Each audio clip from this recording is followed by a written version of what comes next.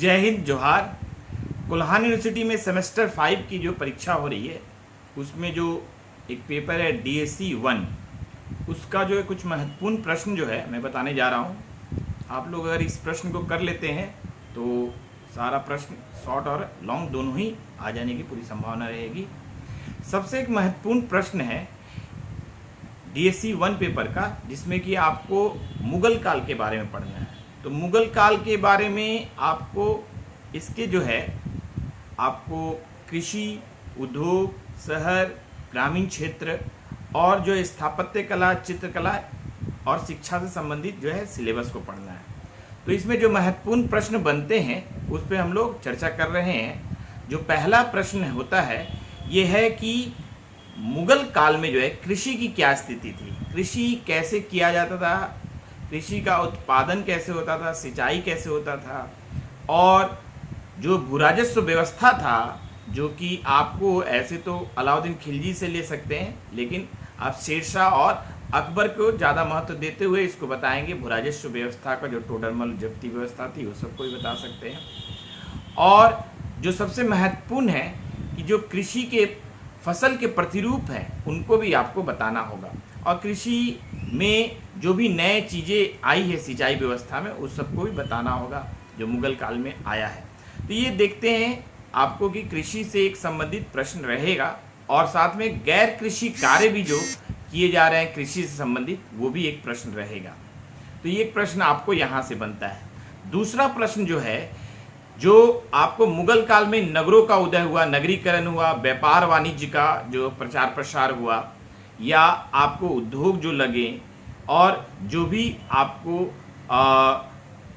परिवहन के साधन थे और जो शहर बने उस पर एक प्रश्न रहेगा। यानी आपको नगरों के उदय, शहरीकरण, उद्योग, व्यापार, वाणिज्य इससे संबंधित रहेगा। जो सेना के अस्त्र शस्त्र बने या जो है यांत्रिक उपकरण बने, ये सब भी आपको भवन निर्माण कैसे हो रहा था वो सारा जो है आपको करना होगा।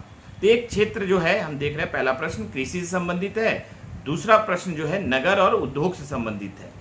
अब तीसरा प्रश्न इसी से एक बन जाता है कि शहरीकरण और ग्रामीण पृष्ठभूमि का समाज कैसा था। तो मुगल काल में शहरों की क्या विशेषता थी और गांवों की क्या विशेषता थी, उसमें समाज में क्या विशेषता थी। तो ये हम लोगों को देखना पड़ेगा कि आपको जो मुगल काल के शहर थे उसमें व्यापारियों को क्या सुविधा थी, जो गांव में ग्रामीण क्षेत्र थे उसमें कृषकों की कैसी सुविधा थी। तो ये सारी सुविधाओं को देखना पड़ेगा, कैसा कार्य हो रहा था। तो ग्रामीण और शहरीकरण का जो है कि विस्तार पूर्वक वर्णन रहेगा तीसरा प्रश्न। तो हम लोगों ने देखा, पहला कृषि से संबंधित क्वेश्चन रहेगा, दूसरा उद्योग से संबंधित क्वेश्चन रहेगा, और तीसरा ग्रामीण और शहरीकरण से संबंधित प्रश्न रहेंगे। अब एक बहुत महत्वपूर्ण प्रश्न रहता है सूफी आंदोलन, जो कि आपको 11वीं शताब्दी से देखते हैं, लेकिन मुगल काल में भी सूफी आंदोलन बहुत ही पॉपुलर हुआ। और साथ में जो है भक्ति आंदोलन, जिसमें सगुन और निर्गुण भक्ति आंदोलन, जिसमें तुलसीदास, सूरदास सगुन के हुए, और निर्गुण में जैसे कबीर जैसे हुए। तो ये लोगों को अच्छे से विस्तार पूर्वक जो है इनको बताना होगा, संतों के नाम लिखना होगा, चाहे वो रैदास हो, सैना हो या दादू दयाल हो, सबको आपको बताना होगा।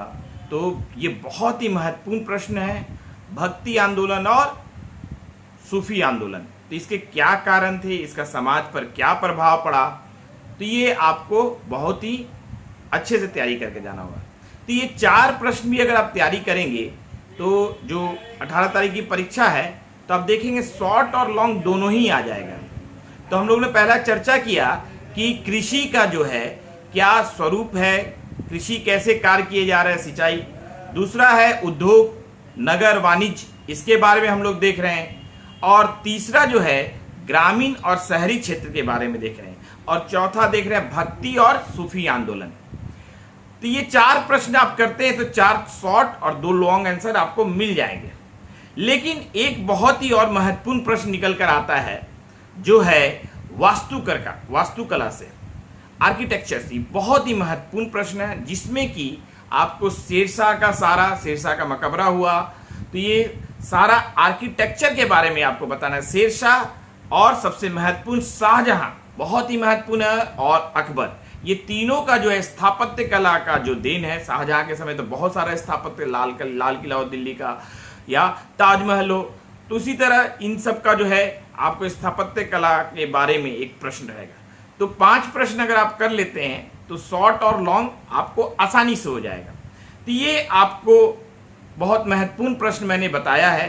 तो आप लोग पढ़ेंगे तो कृषि को पूरा अच्छा से पढ़ेंगे, फिर उद्योग के बारे में अच्छा से पढ़ेंगे, फिर आप जो है शहर और ग्रामीण क्षेत्र के बारे में अच्छा से पढ़ेंगे, फिर सूफी और भक्ति आंदोलन के बारे में अच्छा से पढ़ेंगे, और उसके बाद स्थापत्य कला के बारे में अच्छा से पढ़ेंगे। तो 5 प्रश्न से आपको आसानी से हो जाएगा।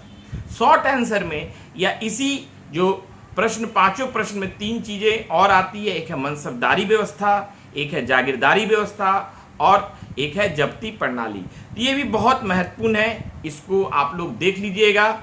और शॉर्ट नोट्स में राजपूत चित्रकला या मुगल चित्रकला भी आ सकता है।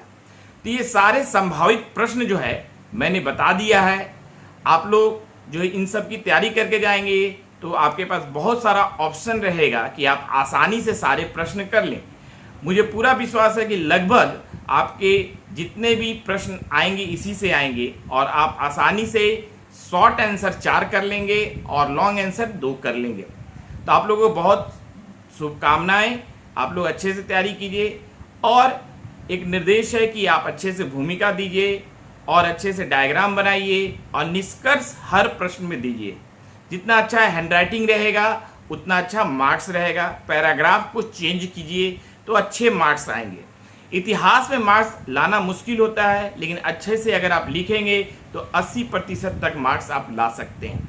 आप लोगों को बहुत सारी शुभकामनाएं। आप लोगों का बहुत बहुत धन्यवाद। अगर वीडियो पसंद आता है तो आप लोग लाइक कीजिए, सब्सक्राइब कीजिए, बेल आइकन को दबा दीजिए, और दूसरे लोगों को भी भेजिए जिससे कि उन लोगों की मदद हो सके। और मैं आगे DSC 2 पेपर भी आप लोगों को बनाकर वीडियो पे, यूट्यूब पे डाल दूंगा। आप लोगों का बहुत बहुत धन्यवाद।